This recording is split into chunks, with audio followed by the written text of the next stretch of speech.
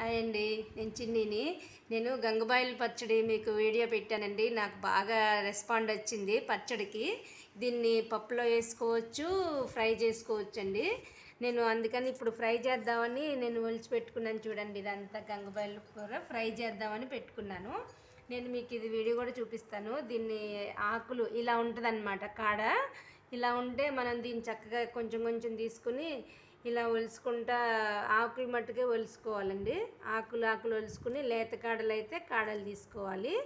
నేను ఒలిసి చూపిద్దామని మీకు వీడియో చూపిస్తున్నాను. చూడండి, ఇలా ఆకులు మట్టుకే ఒలుసుకోవాలి.